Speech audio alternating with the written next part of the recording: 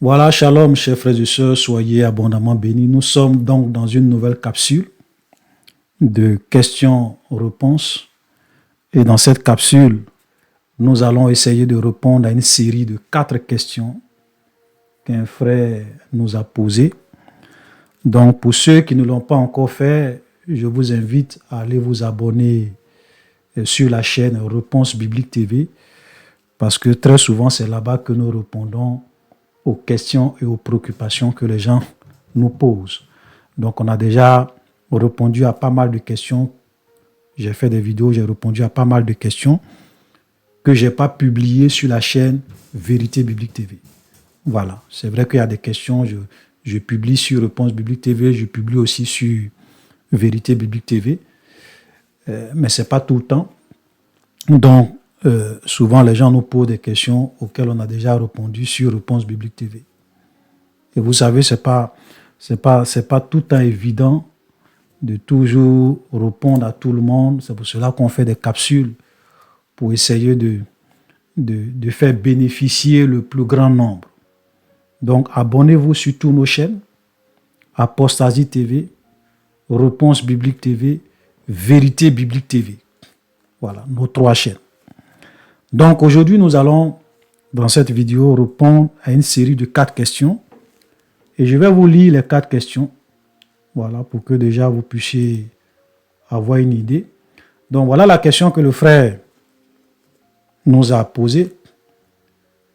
J'ai des difficultés à réconcilier certains événements qui entourent la naissance de Jésus selon le récit de Matthieu et de Luc.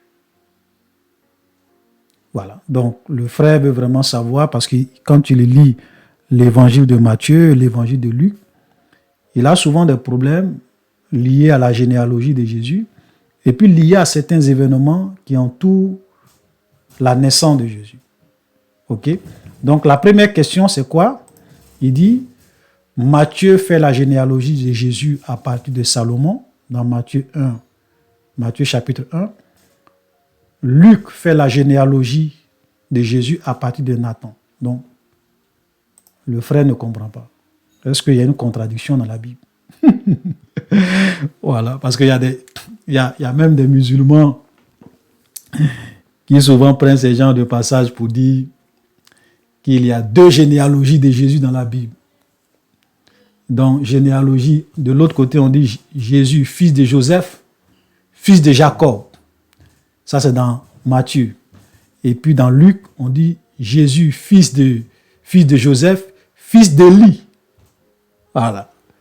Donc, contradiction dans la Bible. Et quand je vois ça, je ris sur le banc. Je dis, oh boy. Oh boy. Et souvent, ils sont vraiment tellement sûrs d'eux-mêmes. Ils viennent dire aux chrétiens, voilà, il y a 2 généalogies de Jésus dans la Bible. Donc, il y a une contradiction dans la Bible. On va expliquer. Et on va faire comprendre à ces musulmans qui ne comprennent ni les Écritures, ni la puissance de Dieu. Jésus l'a dit aux Sadducéens. Les Sadducéens sont venus poser une question à Jésus liée à la résurrection des morts. Et quand ils ont fini de parler, de faire toutes les démonstrations, Jésus leur a donné la réponse. Et puis il a dit, vous ne comprenez ni les Écritures, ni la puissance de Dieu. C'est pour cela que je tiens à vous dire que lorsqu'un musulman, ou bien n'importe qui, surtout les détracteurs de la Bible, viennent vous prendre des versets dans les évangiles et puis essaient, ou bien même dans la Bible de façon générale, pour dire il y a des contradictions dans la Bible. Dites-leur que vous ne comprenez ni les Écritures, ni la puissance de Dieu. Voilà. Et vous allez voir, je sais que j'ai déjà fait des vidéos, j'ai même fait une vidéo où j'ai répondu aux soi-disant contradictions dans la Bible. Voilà. J'ai expliqué. Mais aujourd'hui, nous allons poursuivre avec ces mêmes contradictions. Donc, comment on peut réconcilier la généalogie de Jésus dans Matthieu et la généalogie de Jésus dans Luc? Première question de notre frère. Deuxième question, Matthieu mentionne qu'après la naissance de Jésus, l'ange avait averti Jésus de fuir en Égypte avec l'enfant. Ok? Voilà, donc ça, on trouve ça dans Matthieu chapitre 2. Tandis que Luc nous montre que l'enfant fut présenté au temple après sa naissance. Luc chapitre 2 aussi. Matthieu chapitre 2, Luc chapitre 2. Donc effectivement, quand on lit Matthieu chapitre 2, on voit que il y a un certain nombre d'événements qui se sont passés après la naissance de Jésus. L'ange a dit à Joseph de prendre Marie et l'enfant et puis d'aller en Égypte, de fuir pour aller se cacher en Égypte. Et dans Luc, on dit qu'après la naissance de Jésus, il a été circoncis et on l'a présenté au temple. Donc comment est-ce possible? On va expliquer. Deuxième question. Troisième question, Matthieu nous dit que Jésus est né sous le règne d'Hérode. Ok? Hérode. Alors que Luc dit qu'il est né sous le règne de Quirinus,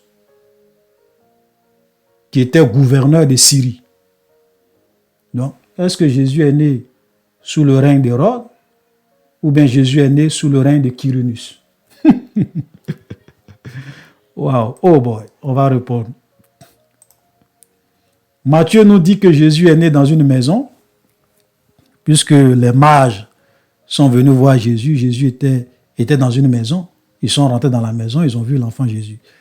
Luc dit qu'il est né dans une crèche. Donc, qui dit vrai, qui dit faux? Contradiction.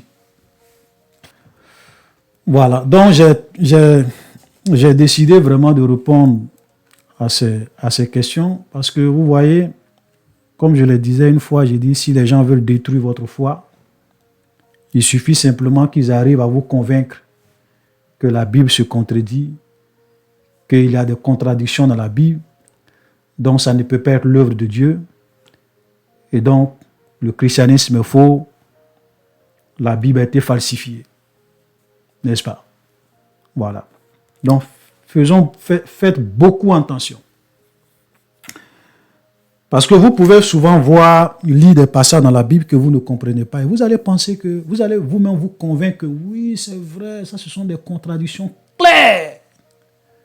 J'ai vu quelqu'un qui a une fois fait des commentaires, il dit, voici des contradictions claires dans la Bible. Et puis il commence à mentionner certains versets ici, certains versets ici. Et quand j'ai commencé à lire certaines de ces soi-disant contradictions, j'ai riais au fur et à mesure que je lisais. Voilà, je riais. Vous savez, parce que quand des gens dans leur arrogance et qui n'ont pas l'humilité de demander aux gens qui savent pour qu'on leur explique, souvent, ils se croient tellement sages que pour eux, wow, on a eu les chrétiens, on a la preuve que la Bible contient des contradictions. Mais vous pensez que nous, on n'a jamais lu ces versets-là? Vous pensez que tous les grands rabbins, parlant de l'Ancien Testament, tous les grands rabbins juifs n'ont jamais lu ça? Vous pensez aussi que tous les grands docteurs, tous les grands enseignants de la parole de Dieu, tous les grands serviteurs de Dieu, vous pensez qu'ils n'ont jamais lu ces versets dans la Bible? Ou bien vous pensez, même nous les simples chrétiens, parce que moi je ne suis pas un archibishop, je suis un simple frère. Donc vous pensez que même nous les simples chrétiens qui lisons la Bible, on n'a jamais lu ça? Mais pourquoi on croit? C'est pour cela que souvent il est mieux d'être humble et de demander quand on ne sait pas.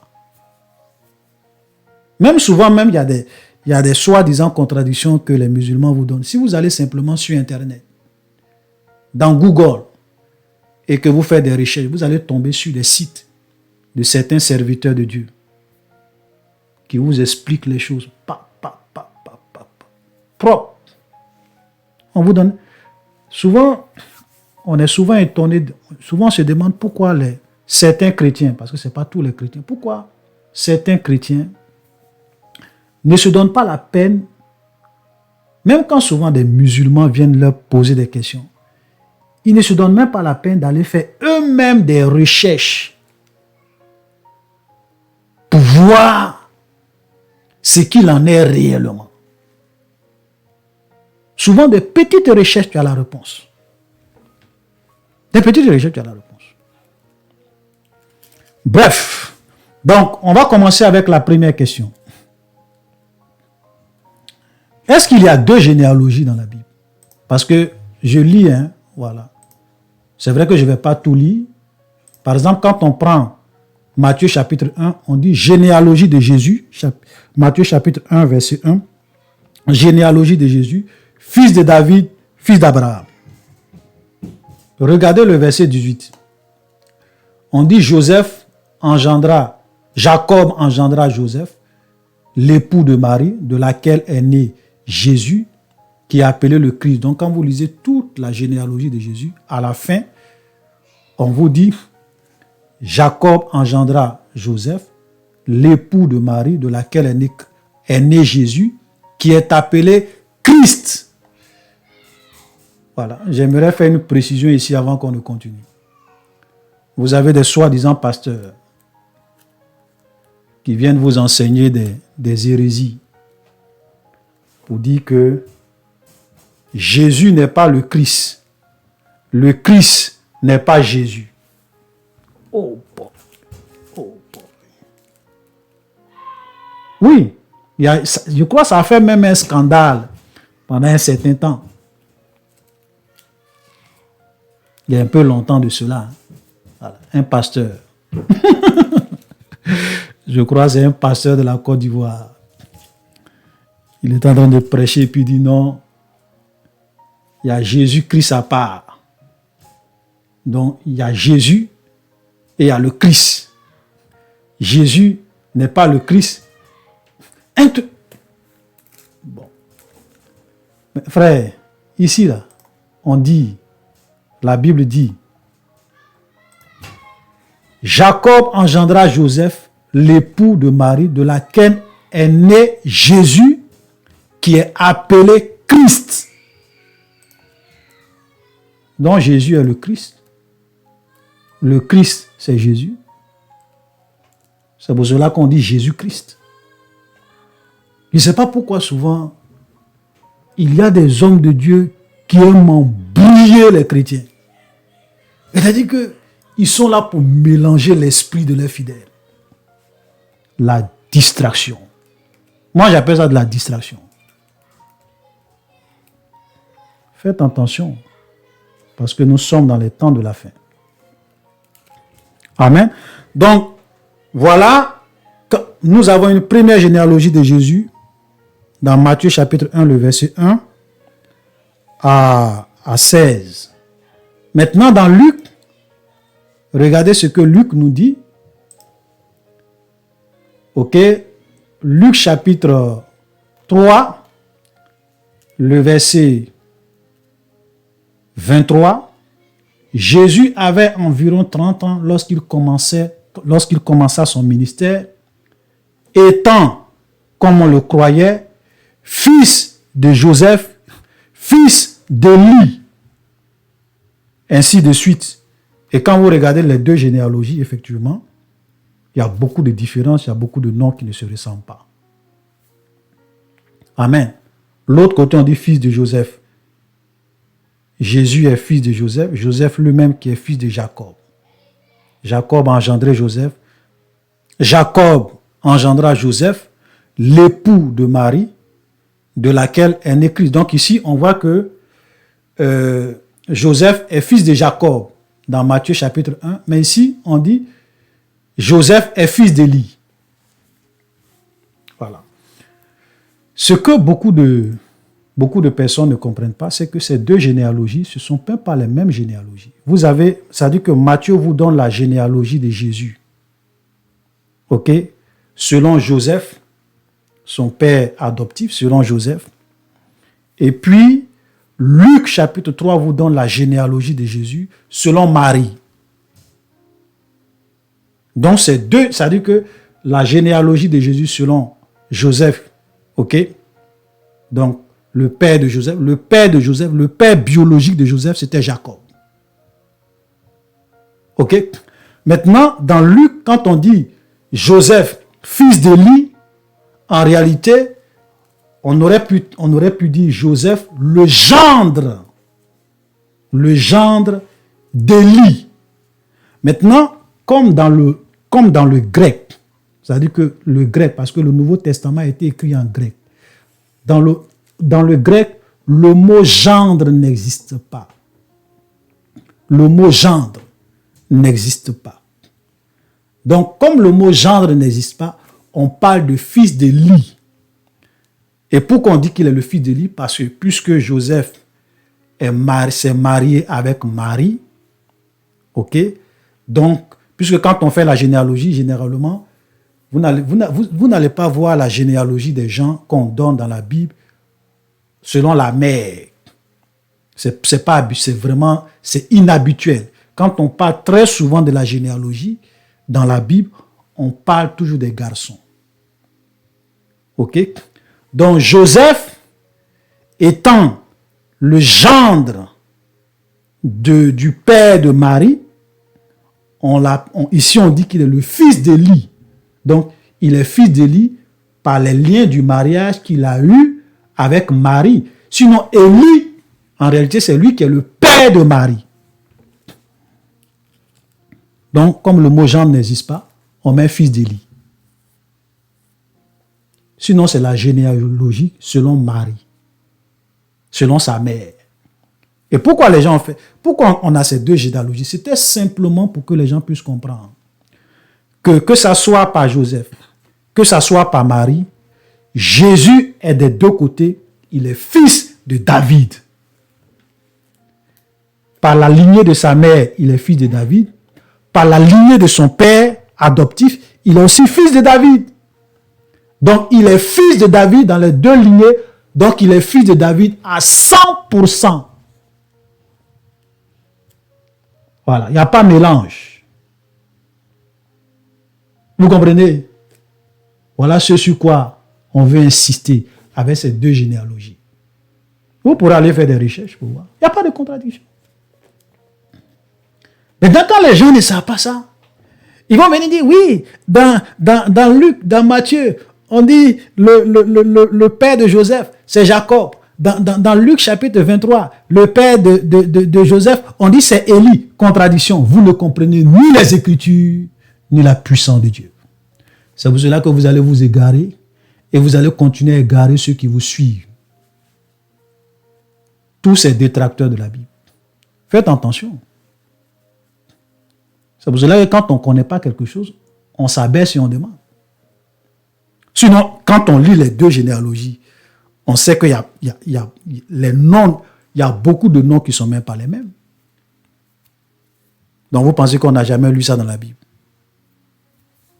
Vous les musulmans qui disent que les chrétiens ont falsifié la Bible. Si on était vraiment des vrais falsificateurs de la Bible, ça là, on a vu ça il y a longtemps, on aurait pu faire des modifications pour que les deux généalogies collent. Mais on ne le fait pas. Parce qu'il n'y a pas de contradiction.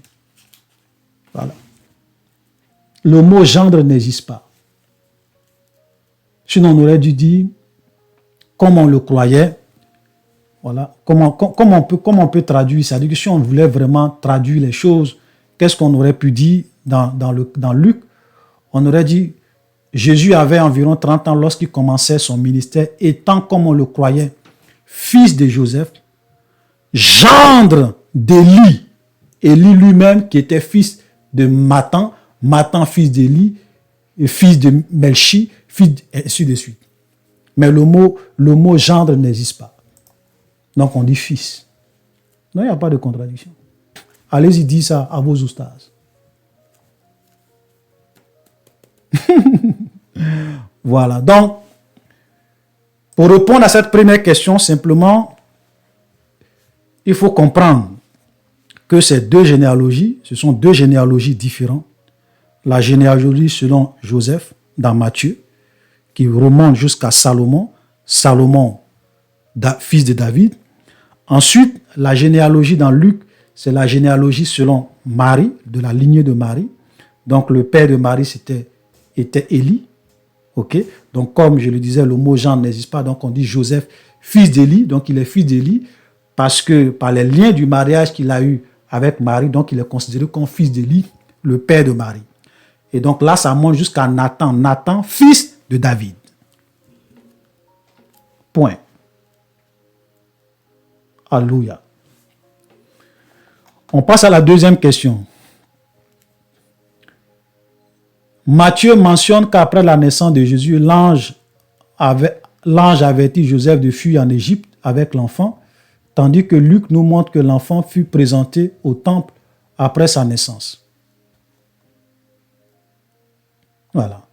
Vous savez, souvent, par rapport à cette question, souvent, quand les gens sont en train de lire la Bible, ou bien même quand nous lisons la Bible, on a toujours l'impression que tous les événements se succèdent à la seconde près, à la minute près, au jour près, à la semaine près. Non. Les événements ne se succèdent pas.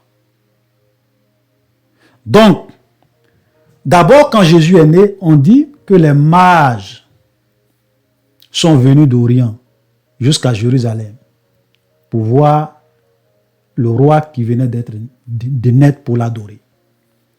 Mais est-ce que vous savez, à partir du moment où Jésus est né là, est-ce que vous savez combien de temps les mages ont mis pour quitter de l'Orient pour arriver à Jérusalem? Est-ce que vous connaissez? Parce que la Bible ne te dit pas le temps.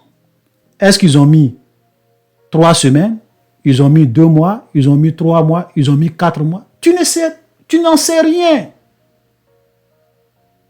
Parce qu'avant, là, il n'y avait pas avion. Hein. Avant, là, il n'y avait pas voiture. Pour dire que tu vas parcourir peut-être des centaines de kilomètres en une journée. Non. Les gens marchaient souvent. Pour la plupart, les gens marchaient. Et les mages, la Bible dit que les mages ont vu l'étoile. Et Dieu a permis que c'est l'étoile-là qu'ils voyaient, qui les conduisait. Donc les gens marchaient. Voilà. Donc quand ils arrivent maintenant à Jérusalem, d'abord, on ne sait pas combien de temps ils ont mis pour arriver à Jérusalem. Quand ils arrivent à Jérusalem, c'est là qu'ils disent à Hérode, écoute, Hérode, nous sommes venus pour adorer le roi. Parce qu'eux, ils pensaient que, comme on a dit, roi, ils pensaient, parce que si c'est un roi, c'est qu'il ne peut naître que dans la maison d'un roi. Donc eux, ils ont cru que c'était un roi physique.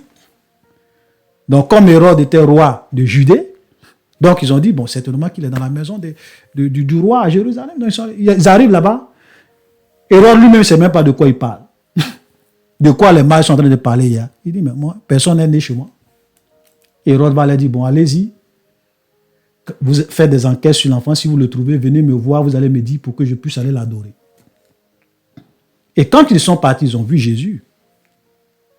Et ils ont fait ce qu'ils avaient à faire. Après, ils sont sortis, ils sont retournés chez eux. Ils ne sont plus allés vers Hérode pour lui donner des informations sur l'enfant, où il était, où il peut le trouver. Et donc, Hérode a entendu pendant un certain temps. On ne sait même pas pendant combien de temps Hérode a attendu. 1 mois, 2 mois, 2 semaines, 3 semaines, 3 mois, on ne sait pas. Et comme il voyait que les gens ne revenaient plus vers lui, c'est là que maintenant il va décider d'aller réellement tuer les enfants de Bethléem. Mais regardez l'âge qu'il donne. Je vais lire cette partie. Matthieu chapitre 2, le verset 16. Regardez ce que la Bible dit. Alors Hérode, voyant qu'il avait été joué par les mages, se mit dans une grande colère et il envoya tuer tous les enfants mâles de 2 ans et au-dessous qui étaient à Bethléem dans tout son territoire. Regardez l'âge. Pourquoi il a mis 2 ans et en dessous? Parce qu'il se disait, en fonction des informations qu'il avait prises, que peut-être l'enfant pouvait avoir au maximum 2 ans. Voilà, au maximum 2 ans. Peut-être 1 an, 2 ans, 6 mois.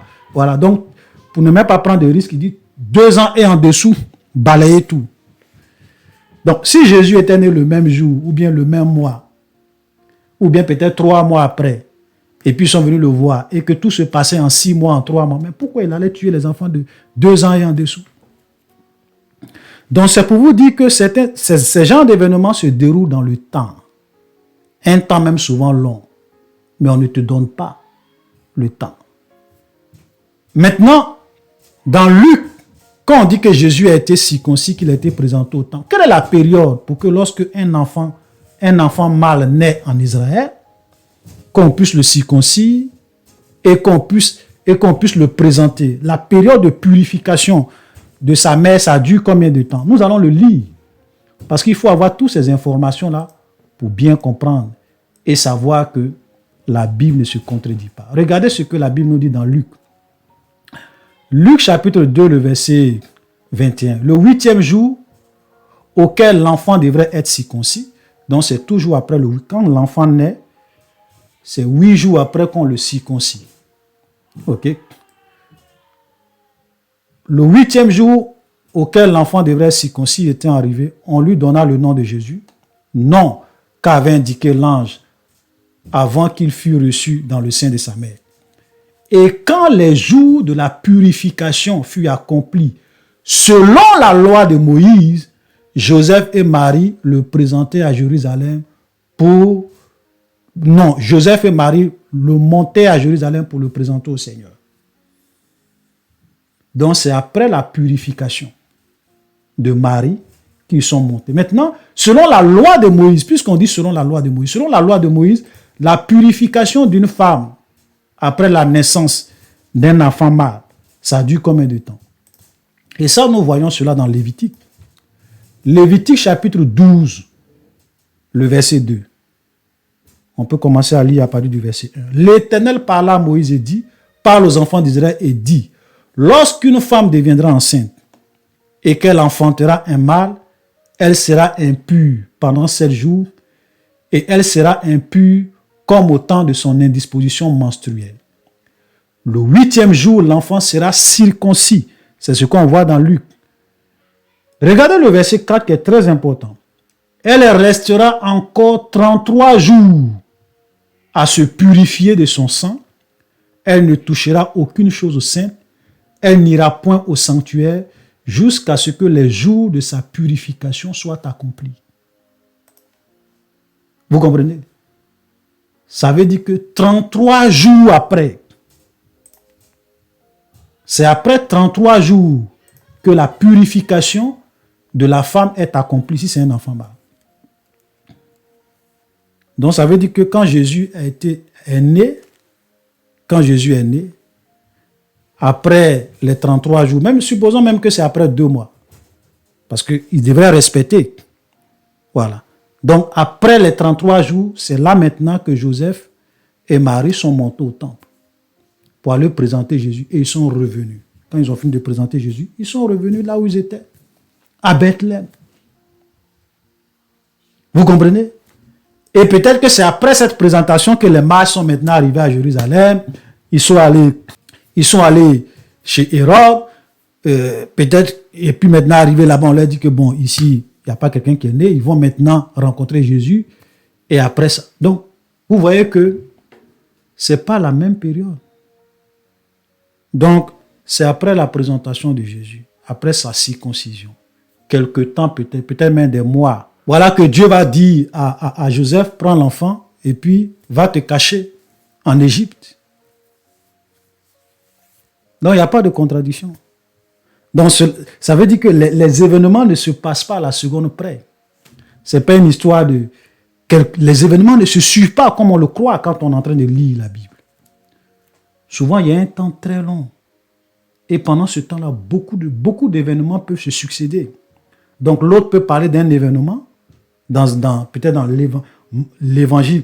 Est-ce que quand nous lisons l'évangile de Matthieu, Matthieu n'a même pas parlé de la présentation de Jésus, ni de... Voilà.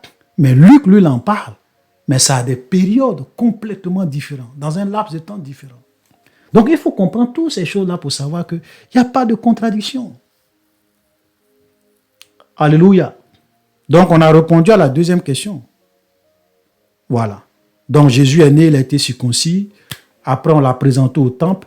Et c'est après sa présentation, quelque temps après, que Hérode va vouloir tuer tous les enfants de 2 ans et en dessous. En ce moment-là, l'ange dit à Joseph, prends l'enfant, va en Égypte.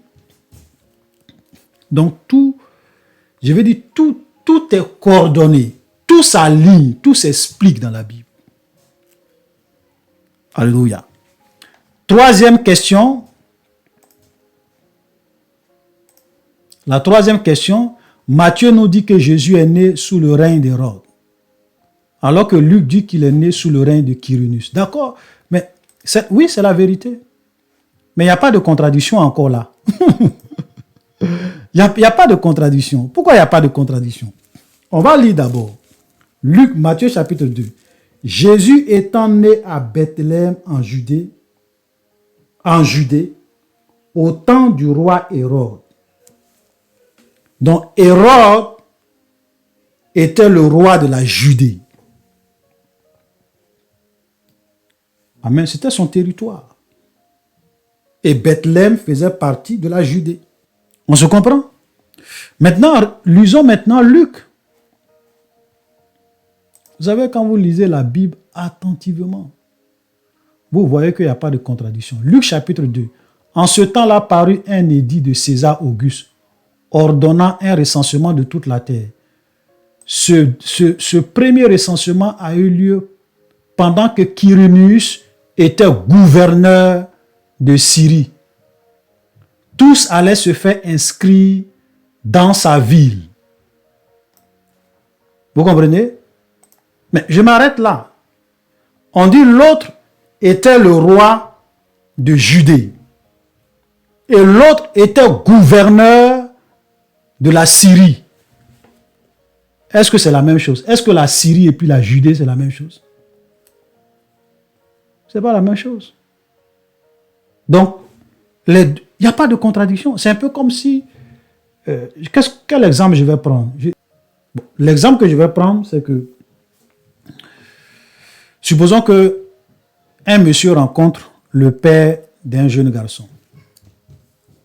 Et le père dit à ce monsieur que mon fils est né lorsque Barack Obama était le président des États-Unis. Ok. Et puis, un autre jour, cette fois-ci, c'est la mère qui rencontre le même monsieur et puis dit au monsieur, mon fils est né pendant que Vladimir Poutine était le président de la Russie. Est-ce qu'il va dire? Il va dire, ah mais c'est un peu comme si la question qu'on nous pose aujourd'hui, c'est comme si ce monsieur l'a dit, mais il y a une contradiction. Comment ça? Tu dis, ton mari m'a dit que ton fils est né au moment où Barack Obama était président des États-Unis. Et puis toi, tu me dis que ton fils est né au moment où Poutine était président de la Russie. Ça n'a pas de sens. Mais c'est vrai. Les deux affirmations sont vraies. Parce qu'au moment où Barack Obama était président de la Russie, Vladimir Poutine était président, pardon, au moment où Barack Obama était président des États-Unis, Vladimir Poutine était le président de la Russie. Il n'y a pas de contrat. Ce n'est pas le même pays. On dit l'autre est roi de la Judée. On parle de Bethléem en Judée. L'autre, on te parle de la Syrie. Est-ce que la Syrie et puis la Judée, c'est la même chose? Ce n'est pas la même chose. Ou bien même, c'est comme quelqu'un même... Je prends encore un autre exemple. Cette fois-ci, on va même rester aux États-Unis. Quelqu'un dit, au moment où mon fils est né, c'était Barack Obama qui était le président des États-Unis. Et puis, un autre encore lui dit, ou bien la même femme aussi lui dit, au moment où mon fils est né, celui qui était le gouverneur du Texas, c'était Donald Trump. Bon, je dis ça comme ça, hein, voilà. C'est un exemple. C'était au moment où Barack Obama était le président des États-Unis, c'est là que mon fils est né. Mais au moment où mon fils est né, c'était Donald Trump était le gouverneur de Texas. Il n'y a pas de contradiction. Puisqu'aux États-Unis, tu as le président, et puis tu as chaque État Ok? Chaque État a un gouverneur. Donc, il n'y a pas de contradiction. L'autre est roi, l'autre est gouverneur. L'autre, c'est la Syrie. L'autre, c'est Judée. Où est le problème? Amen. Donc là, je pense que ça, c'est clair. Ensuite, la dernière question. Il dit, Matthieu nous dit que Jésus est né dans une maison. Luc nous dit que Jésus est né dans une crèche. C'est à peu près les mêmes choses. Vous voyez, Jésus est né dans une crèche. Ok? C'est vrai. Maintenant, regardons le cas de Matthieu. Regardons Matthieu. Concernant les mages d'Orient. Matthieu chapitre 2, verset 11. Ici, on parle des mages. Il entrait dans la maison, vit le petit enfant avec Marie, sa mère, et se prosternait et l'adorait. On est d'accord?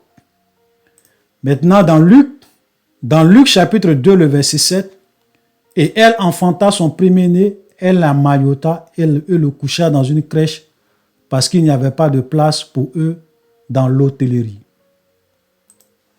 Maintenant, pour répondre à cette question, on dit les mages, quand ils sont arrivés, ils sont rentrés dans la maison, dont Jésus, et ils ont vu la mère et l'enfant à la maison. Mais quand tu mets au monde, je prends un exemple simple, quand tu mets au monde un enfant dans un hôpital, est-ce que c'est à l'hôpital là-bas que les gens vont aller te rendre visite? C'est vrai que d'autres peuvent aller te rendre visite pendant que tu es à l'hôpital, c'est possible. Mais très souvent, la grande majorité des gens vont venir rendre visite à l'enfant au moment où vous avez quitté l'hôpital et vous êtes venu chez vous à la maison. On est d'accord? Donc le fait qu'on dit que les mages sont rentrés à la maison, vu le petit enfant avec Marie, sa mère, et se prosternaient, cela ne contredit pas le fait que Jésus soit né dans une crèche. Est-ce qu'on se comprend? Tu as mis ton enfant au monde à l'hôpital. Après, quand tu finis de mettre l'enfant au monde à l'hôpital, tu viens chez toi à la maison et les gens viennent te rendre visite. Donc, ce n'est pas parce que Jésus est né dans une crèche et qu'ensuite les mages sont allés rendre visite à Jésus à la maison qu'il y a une contradiction. Ici, on ne t'a pas dit que Jésus est né à la maison.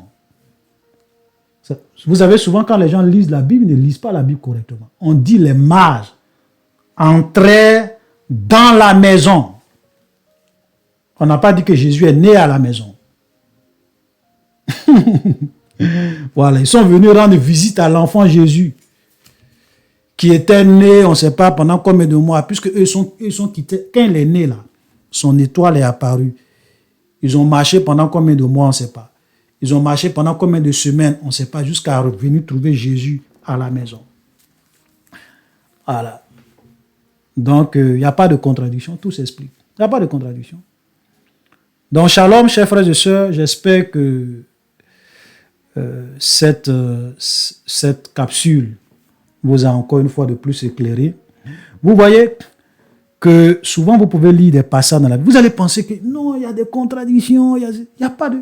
C'est vous qui ne comprenez pas. Ou bien soit vous ne comprenez pas, soit vous lisez mal, soit il y a des paramètres que vous ne prenez pas en compte. Et c'est ce qui fait que certains oustas, certains musulmans viennent et ils vous trompent. Parce que eux-mêmes, vous savez, j'ai dit aux gens que si vous voulez venir lire la Bible avec l'objectif de trouver des contradictions, vous allez trouver plein de contradictions. C'est-à-dire que vous allez trouver ce que vous appelez des contradictions, des soi-disant contradictions. Mais en réalité, qui ne sont pas des contradictions. C'est vous qui ne comprenez pas. Amen. Sinon, la Bible est la parole de Dieu. Tout est clair, tout s'explique. Donc, chers frères et sœurs, shalom, soyez bénis. À la prochaine.